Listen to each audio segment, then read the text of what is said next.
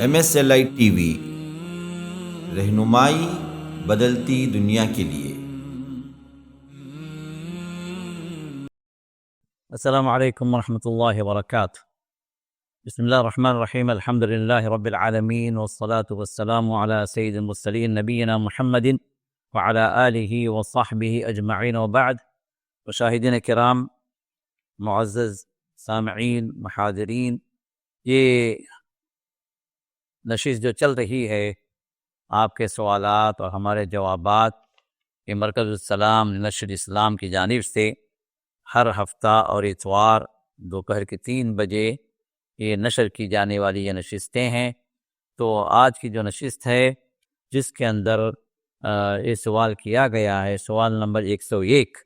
جس میں یہ سوال ہے کہ سترے کا اہتمام نہیں کرنا کیسا ہے، یعنی بغیر ستون اور سترے کے لوگ نماز اگر پڑھ لیتے ہیں تو کیا یہ جائز ہے یا نہیں جائز ہے؟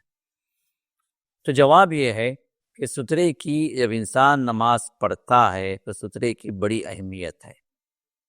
اب انسان جو نماز پڑھتا ہے اس کی 3 حالتیں ہوتی ہیں، یا تو وہ اکیلا نماز پڑھے، چاہے مرد ہو چاہے عورت، یا پھر وہ امام بن کر نماز پڑھائے، یا پھر جو ہے وہ ماموم بن کر، مقتدی بن کر امام کے پیچھے نماز پڑھے۔ اب مقتدی بن کر اگر نماز پڑھ رہا ہے تو اس کا جو سترہ ہے الگ سے رکھنے کی ضرورت نہیں ہے۔ وہ امام کے پیچھے جب نماز پڑھ رہا ہے، امام کے تابع ہے، تو پھر امام کا سترہ جو ہے اس کے لیے کافی ہے۔ امام کے آگے سترہ رکھنا چاہیے۔ اب سترہ کیا ہے؟ سترہ جو ایک آڑ کو کہتے ہیں، جو پڑھنے والا نماز یعنی مصلی، اس کے اور دوسروں کے درمیان میں وہ آڑ ہو جائے۔ وہ آڑ چاہے ایک ستون کی شکل ہو، دیوار کی شکل ہو، پردے کی شکل ہو، کوئی بھی ایسی شکل جو اس کے سامنے آڑ بن جائے، یا کوئی اس طرح کی کوئی شکل اگر نہیں ہے، موجود نہیں ہے، تو پھر وہاں پر کوئی چیز رکھ لے۔ جیسے رسول اللہ صلی اللہ علیہ وسلم عام طور پر سفر میں اپنے ساتھ سترے کو بطور جو آپ کے ساتھ جو نیزہ ہوا کرتا تھا، وہ نیزہ جو ہے آپ گاڑ لیتے تھے، آپ جو ہے زمین کے اندر اس کو جو ہے کھڑا کر دیتے اور پھر اس کے پیچھے آپ نماز کے لیے کھڑے ہوتے۔ تو سترے کی جو ہے بڑی تاکید ہے، بڑی اہمیت ہے، اور رسول اللہ صلی اللہ علیہ وسلم نے ابو داؤد کی حدیث میں ارشاد فرمایا، اذا صلی احدکم فلیصلی الی سترۃ ولیدن منہا۔ جب جو ہے کوئی انسان نماز کے لیے کھڑا ہو تو وہ اپنے آگے ایک سترہ رکھ لے، یا سترے کی طرف وہ نماز پڑھے، اس آڑ کے پیچھے وہ نماز پڑھے اور اس سے قریب ہو جائے۔ اور تب یہ حکم جو ہے، جیسے میں نے کہا، یہ حکم جو ہے ایک امام کے لیے، اور وہ نماز پڑھا رہا ہے تو اپنے سامنے وہ سترہ رکھ لے، یہ سترے کے پیچھے نماز پڑھے۔ اب اس کا سترہ اس کے پیچھے پڑھنے والے جتنے مقتدی ہیں ان سب کے لیے کافی ہو جائے گا۔ تو اس کا مطلب یہ ہوا کہ کوئی ایک آدمی اس امام کے آگے سے گزر رہا ہے تو اب اس کو وہ گنہگار ہوگا، صرف امام کا نہیں بلکہ اس امام کے پیچھے جتنے لوگ نماز پڑھنے والے ہیں ان سب کے سامنے سے گویا وہ گزرا، یہ جو ہے اس کو گناہ ملے گا، کیونکہ امام کا تعلق، معمومین کا تعلق، مقتدیوں کا تعلق امام سے ہوتا ہے۔ اس لیے ہر مقتدی اپنے طور سے الگ سے سترہ رکھنے کی ضرورت نہیں ہے، ان لوگوں کا سترہ امام کے ساتھ شامل ہے۔ تو اب اسی میں ایک مسئلہ یہ بھی واضح ہو جاتا ہے کہ کوئی بندہ اگر ضرورت پڑ جائے کہ درمیانی صف سے، صفوں کے درمیان سے نکلنا چاہے تو وہ نکل سکتا ہے۔ کیوں؟ اس لیے کہ ان کے سترے کا تعلق امام سے ہے، ان کی نماز کا تعلق امام سے ہے، تو درمیان سے اگر وہ صف کے درمیان سے نکلنے کی ضرورت پڑ جاتی ہے، اس سے کسی کا وضو ٹوٹ گیا، وہ اب وہاں سے نکلنا چاہ رہا ہے، یا جو کوئی صف میں جگہ خالی ہے دوسری طرف میں، اب وہ صف کے درمیان سے ہو کر وہ اب وہ کنارے پہنچ رہا ہے، تو اب یہ سب صورتوں کے اندر صفوں کے درمیان سے گزرنا جائز ہے جماعت کی نماز میں، کیونکہ ان لوگوں کا تعلق جو ہے سترے کے اعتبار سے امام کے ساتھ یہ مرتبط ہے۔ اور یہ اس طرح کی حدیث بھی ہمیں موجود ہے حضرت عبداللہ بن عباس کی بخاری وغیرہ کے اندر، جس میں وہ فرماتے ہیں کہ جب میں منا میں پہنچا اور تو رسول اللہ صلی اللہ علیہ وسلم دیکھا کہ آپ جماعت کے ساتھ نماز پڑھا رہے ہیں، تو میں نے جو اپنے اونٹنی کو، اپنے جو جانور کو جو ہے میں نے چرنے کے لیے چھوڑ دیا اور صفوں میں داخل ہو گیا. تو صف میں جو ہے وہ چلتے ہوئے آگے جہاں جگہ خالی تھی پھر وہاں وہ پہنچے، جس کا ذکر جو ہے حدیث کے اندر موجود ہے. تو یہ حدیث جو ہے تطبیقی ہو گئی کہ جو ہے اس مسئلے کا یہ صورتحال بیان کر دی گئی. تو یہ اس وقت ہے جب ایک آدمی نماز پڑھ رہا ہو جماعت کے ساتھ امام کے پیچھے. تو اب یہاں پر امام اپنے آگے سترہ رکھ لے، مقتدیوں کے لیے سترہ ضروری نہیں ہے اس معاملے میں. اسی طرح کوئی بندہ، کوئی مرد ہو یا عورت ہو، وہ اکیلے نماز پڑھ رہے ہیں، منفرد ہیں، تو اب ایسے اکیلے نماز پڑھنے والا بھی اپنے آگے وہ سترہ رکھے. اور اب ایسی صورت میں بات یہ آتی ہے کہ بھائی سترہ رکھنے کا فائدہ کیا؟ سترہ رکھنے کا فائدہ یہ ہے، ایک تو نماز کے اندر اس سترے کی وجہ سے اللہ تعالیٰ خشوع و خضوع اتارتے ہیں، یا اللہ کی رحمت اترتی، کیونکہ نبی کے عمل پر آپ جو ہے اس کو سنت سمجھ کر آپ عمل کر رہے ہیں، تو نماز کے اندر اکملیت آتی ہے، تو خشوع و خضوع بھی اس کے اندر اللہ تعالیٰ بڑھا دیتے ہیں. یہ پہلی چیز ہے. دوسری چیز یہ ہے کہ شیطان وغیرہ جو ہے آپ کے نماز سے خلل کرنے کے لیے راستہ جو کاٹتا ہے، اس سے جو ہے آپ بچ جاتے ہیں. اور تیسری چیز یہ ہے کہ سترہ جہاں آپ رکھیں گے، اللہ کے رسول نے ارشاد فرمایا کہ جو سترہ جب رکھو تو سترے سے قریب ہو جاؤ. اب قریب کیا ہے؟ اتنا کہ جتنا بندہ سجدہ کر سکے. انسان جہاں کھڑا ہو قیام کے لیے، وہاں سے سجدے کا اس کی جو مسافت ہے، سجدہ کرنے کی جو لمیٹیشن ہے، اس کے ساتھ ہی جو ہے سترہ بھی ہو. تو اب اس کا فائدہ یہ ہوگا کہ کوئی بندہ آپ کے نماز کے پڑھتے ہوئے کوئی بندہ آپ کے سامنے سے گزرنا چاہے تو آپ کو روکنے کا حق ہے، آپ اس کو روکیں. اب روکنے کا طریقہ یہ ہوگا کہ آپ ابھی نماز پڑھ رہے ہیں، کوئی بندہ یہاں سے گزر رہا ہے میرے سامنے سے، تو میں اس کو ایسے روک دوں گا، ہاتھ جو ہے سرہا میں اس کو بڑھا دوں گا تاکہ وہ سمجھ جائے کہ بندہ نماز پڑھ رہا ہے. ممکن ہے غفلت میں وہ انسان چلا جا رہا ہو، کسی اور دھن میں چلا جا رہا اور اس کو احساس نہیں کہ آپ نماز پڑھ رہے ہیں. تو اسی صورت میں آپ نے اس طرح اشارہ کر دیا تو اب وہاں سے جو ہے وہ ہٹے گا اور سترے کے پیچھے سے وہ چلا جائے گا. تو آپ کی نماز جو ہے یہ اپنی جگہ اللہ تعالیٰ سے جو کنیکشن ہے، وہ کنیکشن جو ہے پھر سے استوار ہو جائے گا. یہ بندہ آپ کے نماز کو کاٹ کے نہیں جائے گا. اور یہاں پر ایک بات بھی یہ بھی آتی ہے کہ اگر کوئی بندہ آپ کے اشارے کے باوجود بھی رکنے کے لیے تیار نہیں ہے، وہ جانا ہی چاہتا ہے، وہیں سے جانا چاہتا، تو رسول اللہ نے ارشاد فرمایا کہ اس کو تم دھکا دو، کیونکہ وہ شیطان ہے، آپ کی نماز کو کاٹنا چاہ رہا ہے، آپ کے کنیکشن کو ختم کرنا چاہ رہا اللہ تعالیٰ سے، تو اس کو ایسے دھکا دو. اب یہ دھکا دینے کی لمیٹیشن جو ہوگی آپ کے سترے کے حد تک ہوگی. آپ کا سترہ اگر آپ کے سامنے نہیں ہے تو اب وہ بندہ دور سے جا رہا ہے، تو آپ جا کے جب دوڑ کے تو اس کو دھکا نہیں دے سکتے نا، کہ آپ نماز کی حالت میں، اور جتنا آپ جو ہے آپ کی لمیٹیشن ہے سجدے کی، اتنا آپ کا ہاتھ پھیلے گا، اور وہاں سے جو بندہ گزرنا چاہ رہا ہے آپ کے سترے کے برابر سے، تو اس کو جو ہے اگر سترے کے اندر سے وہ جا رہا ہے تو آپ کو یہ حق ہے کہ اشارہ کریں. اشارہ اس کے باوجود بھی وہ نہیں رک رہا ہے تو آپ اس کو زبردستی جو ہے اس کو دھکا بھی دے سکتے ہیں، جس کی رسول اللہ نے اجازت دی ہے. اور سترے کا ایک فائدہ یہ بھی ہے کہ آپ کے نماز کو کاٹنے والی جو چیزیں ہوتی ہیں، نماز کے اجر میں کمی کرنے والی جو چیزیں ہوتی ہیں، جیسے جو ہے کوئی عورت آپ کے سامنے سے گزر جاتی ہے، ظاہر سی بات ہے عورت جب آپ کے سامنے گزرتی ہے تو شیطان وہاں پر آپ کی نماز کو خراب کرنے کے لیے تیار رہتا ہے، تو فوری طور پر جو ہے اس عورت کی شکل آپ کے سامنے لاتا ہے، اس کے حسن، یا ممکن ہے وہ جاتے ہوئے جو اس کا کوئی پردہ کوئی جو ہے ہٹ جائے، اس کی زینت ظاہر ہو جائے، یا اس کے پیر ہاتھ ظاہر ہو جائے، یا چہرہ ظاہر ہو جائے، اب آپ کے نماز کے اندر خلل شروع کر دیتا، تو نماز کے اندر اجر کی کمی ہوتی ہے. اسی طرح جو ہے کالا کتا، وہاں سے کتا جو ہے وہاں سے گزرنا، تو کتے کے گزرنے کی وجہ سے بھی، کیونکہ شیطان اس کو استعمال کرتا ہے، تو اس کی وجہ سے بھی وہاں پر جو ہے اجر کے اندر کمی ہوتی ہے. تو یہ سب چیزیں جو ہے سترے کا فائدہ ہے، سترہ رکھنے کا. تو لہٰذا انسان جب امامت کرے تو اپنے سامنے سترہ، اگر کوئی ستون کے پیچھے یا کوئی دیوار کے پیچھے اگر کھڑا ہو سکتے کھڑا ہو جائے، نہیں تو پھر وہ اپنے سامنے کوئی سترہ رکھ لے. اسی طرح کوئی منفرد ہے، کوئی اکیلا الگ سے نماز پڑھنا چاہتا ہے، تو اس کے لیے بھی وہاں پر یہی بات ہے کہ وہ یا تو دیوار کے پیچھے یا ستون کے پیچھے نماز پڑھے، یا پھر جو ہے کوئی جو ہے سترا رکھ لے۔ اب جیسے سترے کی مقدار میں نے جو ہے آپ کے سامنے بتائی کہ محمد رسول اللہ صلی اللہ علیہ وسلم عام طور پر اگر آپ دیوار یا ستون کے پیچھے نہیں پڑتے تو آپ کے ساتھ ایک نیزہ ہوتا تھا عام طور پر سفر میں، تو آپ وہ نیزے کو آپ کے سامنے گاڑ لیتے، اور اس کی مقدار جو ہے وہ عمومی طور فقہا نے جو بتائی وہ یہ کہ اونٹ کے اوپر جو ہے جو کجاوا جو لگاتے ہیں تو تقریباً جو ہے ایک 2/3 گز، مطلب 1 گز، ایک ہاتھ جو ہے نا، ایک ہاتھ کا 2/3 حصہ، 2/3 حصہ، مطلب کم سے کم جو اتنا ہو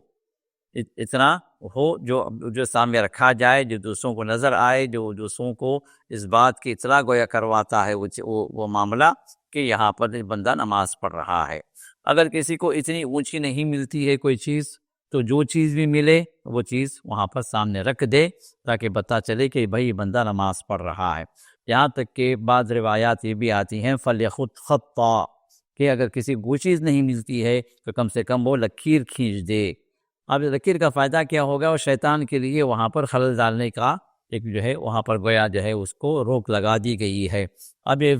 خط والی جو حدیث ہے، لائن کا کھینچنا، یہ بھی جو ہے بعض علماء نے حسن کا درجہ دیا ہے، جیسے شیخ بن باز وغیرہ نے اس حدیث کو جس کے اندر لائن کھینچنے کا ذکر آیا ہے اس حدیث کو حسن کا درجہ دیا ہے۔ تو معلوم یہ ہوا کہ ایک نمازی کے لیے سترے کی بڑی اہمیت ہے، تو اس اہمیت کو سامنے رکھتے ہوئے ہمیں نماز ادا کرنی ہے، اور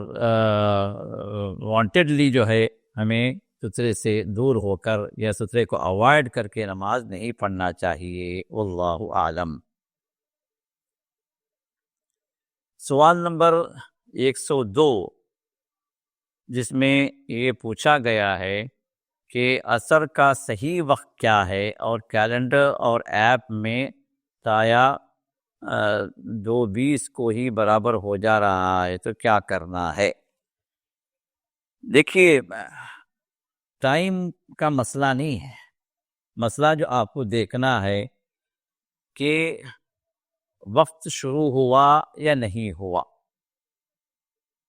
وقت شروع ہوا یا نہیں ہوا، کیونکہ نماز کا مسئلہ ایسا ہے کہ نماز کی جب فرضیت ہوئی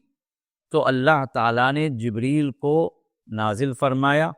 اور نماز کا طریقہ بھی سکھلایا، نماز کے اوقات بھی سکھلائے۔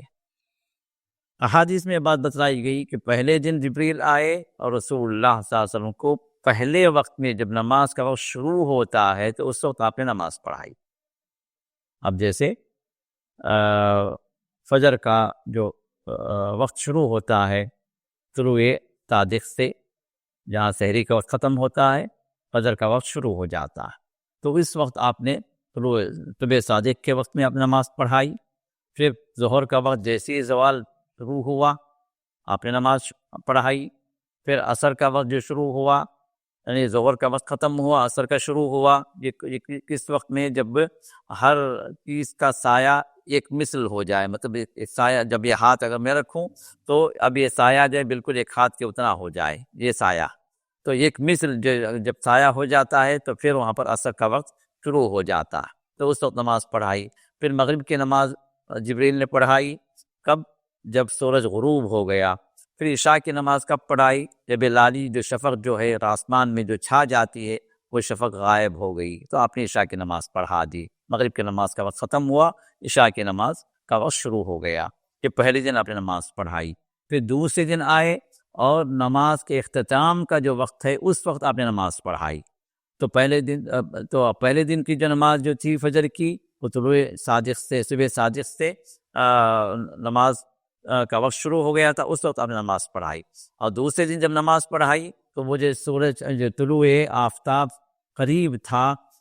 اس سے پہلے آپ نے نماز پڑھائی۔ اور پھر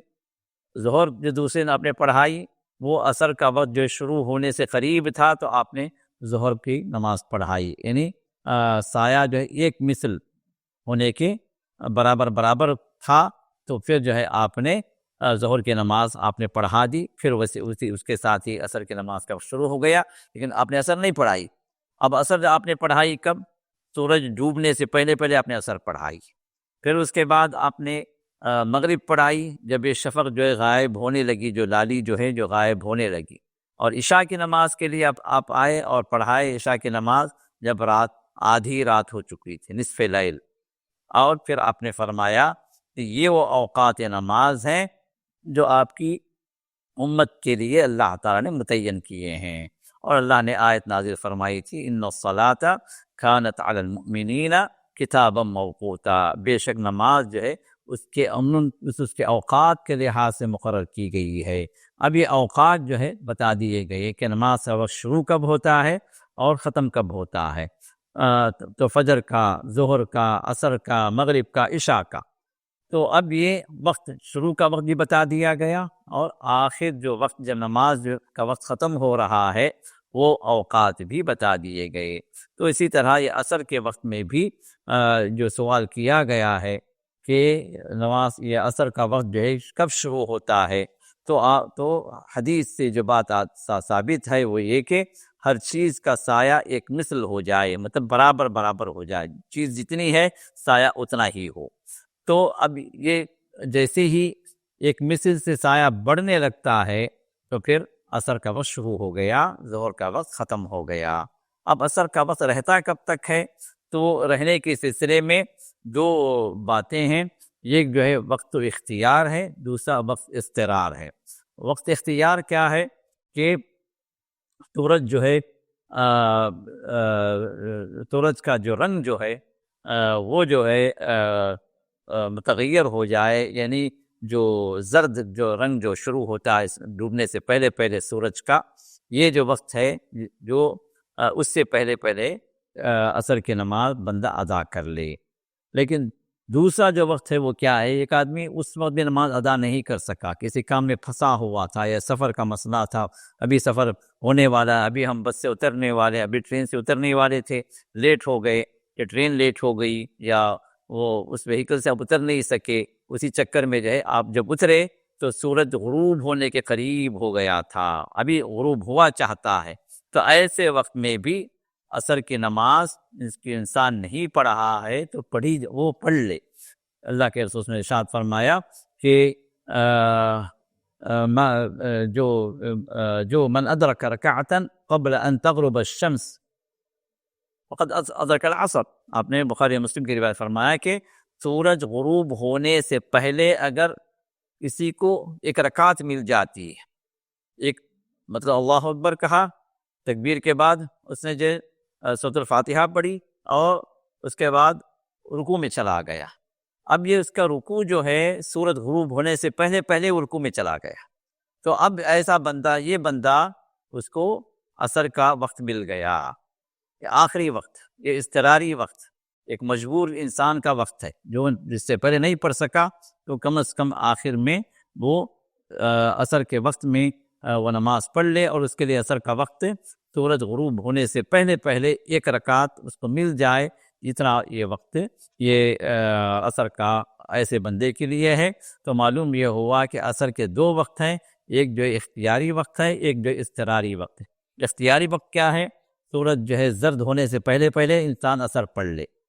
یہ اختیاری وقت، یہی بہتر ہے، خاص طور پر خواتین جو گھروں میں ہوتی ہیں وہ اس وقت کے اعتبار سے وہ پہلے پڑھ لیں۔ اور دوسرا جو وقت ہے وہ اضطراری وقت ہے کہ کوئی انسان ایسے اوقات میں نہیں پڑھ سکا تو کم سے کم جو ہے اس وقت میں پڑھ لے کہ سورج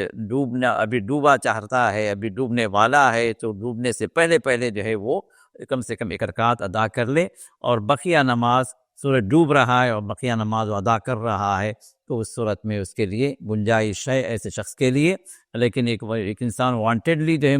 تاخیر کر کے آخری وقت میں نماز پڑھ رہا ہے تو پھر یہ چیز جائز نہیں ایک مومن کے لیے، کیونکہ یہ منافقوں والی نماز ہے،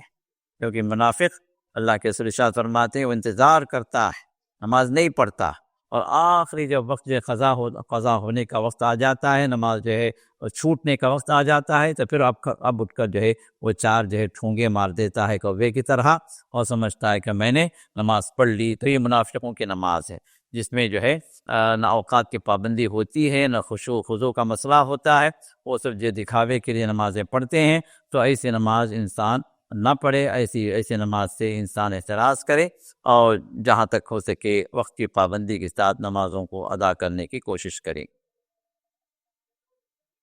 اس کے بعد کا سوال ہے سوال نمبر 103۔ 103 کا یہ سوال ہے کہ ہمارے مسجدوں کو بنانے میں کمپٹیشن جو ہو رہا ہے اس زمانے میں وہ کہاں تک جائز ہے؟ دیکھیے، حالات کے لحاظ سے اعمال اور لوگوں کے طور طریقے بدلتے جاتے ہیں۔ رسول اللہ صلی اللہ علیہ وسلم کے زمانے کے اندر مسجدوں کی کثرت نہیں تھی۔ ایک محلے کی ایک مسجد ہوتی تھی جس میں عام نمازیں ہوا کرتی تھیں، جماعت کی نمازیں۔ پھر 3-4 محلوں کو جمع کر کے ایک مسجد ہوتی تھی جو جامع مسجد تھی، جس کے اندر جمعہ قائم کیا جاتا تاکہ وہ 3-4 محلے والے اس مسجد میں جمع ہو کر جمعہ ادا کریں۔ جمعے کے وقت میں یہ لوگ جمع ہوں، ایک دوسرے سے ملاقات ہو اور وہاں پر جو ہے 3-4 محلے والے جمع ہوں، جس کے اندر اجتماعیت، ان کی کثرت جو ہے وہاں پر واضح ہو۔ اور عید کی نماز جو ہے رسول اللہ صلی اللہ علیہ وسلم پوری بستی کے باہر پڑھا کرتے تھے، جس کے اندر ممکن ہے اس بستی کے اندر 8-10 مساجد ہوں اور یہ سب مل کر جو ہے بستی کے کنارے یا بستی کے باہر مصلی میں جمع ہوں اور عید کی نماز وہاں ہوا کرتی تھی۔ تو یہ جو ہے رسول اللہ کے زمانے میں، اور یہی چیز صحابہ کے زمانے میں بھی اسی پر عمل ہوتا رہا۔ اب ان چیزوں کا اہتمام ہمارے اپنے زمانے کے اندر کم ہوتا چلا گیا، بلکہ اگر دیکھا جائے تو ابھی بھی جو عرب ممالک کے اندر یہ سسٹم موجود ہے۔ جیسے جو میں نے دیکھا کہ ہر محلے کی اپنی ایک مسجد ہوتی ہے جہاں پر محلے والے جمع ہوتے ہیں، جس میں جماعت کی نماز ہوتی ہے، اور جب جمعہ کا مسئلہ آتا ہے تو 3-4 محلوں کو 3-4 جمعہ جو یہ عام مساجد کے علاوہ ایک بڑی مسجد ہوتی ہے جو جہاں پہ جمعہ قائم کیا جاتا ہے، جس میں 3-4 جو جماعت والی مسجدیں ہوتی ہیں ان کے مصلی وہاں پر جمع ہوتے ہیں۔ تو 3-4 مسجدوں کو جمع کر کے ایک جو ہے جامع مسجد کا حکم رہتا ہے وہاں پر۔ عام مساجد میں جمعہ نہیں پڑھائی جاتی، جمعہ وہ ایک ہی جامع مسجد میں پڑھائی جاتی ہے، اس کا نام ہی جامع مسجد۔ جامع مسجد کا مطلب یہ ہے کہ جمعہ والی مسجد ہے۔ اور اس کے بعد جب عید کا مسئلہ آتا ہے یا تو بستی کے باہر، اس محلے کے باہر جو ہے وہاں پر انتظام کیا جاتا ہے، یا کوئی بہت بڑی جگہ جو ہے اس کے لیے مخصوص کی جاتی ہے جہاں پر جو کئی جامع مسجد کے مصلی بھی وہاں پر جمع ہوتے ہیں۔ تو یہ سسٹم آج بھی جو ہے عرب ممالک کے اندر الحمدللہ موجود ہے۔ لیکن اب مسئلہ کیا ہے کہ ہمارے پاس ہمارے ملکوں کے اندر ہر مسجد جو ہے جامع مسجد بنی ہوئی ہے، ہر مسجد کا جمعہ قائم ہے، اور محلے کی مسجد ہو یا غیر محلے کی مسجد ہو، جمعہ کے اعتبار سے شاید ہی کوئی مسجد چھوٹی ہو جہاں پر جمعہ نہ پڑھی جا رہی ہو۔ اب ممکن ہے یہ چیز جو ہے آبادی کی کثرت کی وجہ سے بھی ہو سکتا ہے، اور بسا اوقات یہ بات بھی ہوتی ہے کہ بھائی اس مسجد میں ہو رہا ہے جمعہ تو ہماری مسجد میں کیوں نہیں ہو رہا۔ تو یہ دیکھا دیکھی والا معاملہ، یہ پرائیڈ والا معاملہ، اس کی وجہ سے بھی ہر مسجد کے اندر جمعہ قائم کی جا رہی۔ تو یہ چیزیں جس سنت کے مطابق نہیں ہیں، اور خصوصیت کے ساتھ مسجدوں کی جو کثرت ہے اس کے کئی وجوہات ہیں۔ ایک تو جو ہے مسجدوں کا کثیر تعداد میں ہو جانا، عالی شان ہو جانا، نقش و نگار، زیب و زینت سے یہ مسجدیں جو ہے بنائی جانا، یہ سب جو ہے علامات قیامت میں شامل ہے، جس کے بارے میں رسول اللہ صلی اللہ علیہ وسلم نے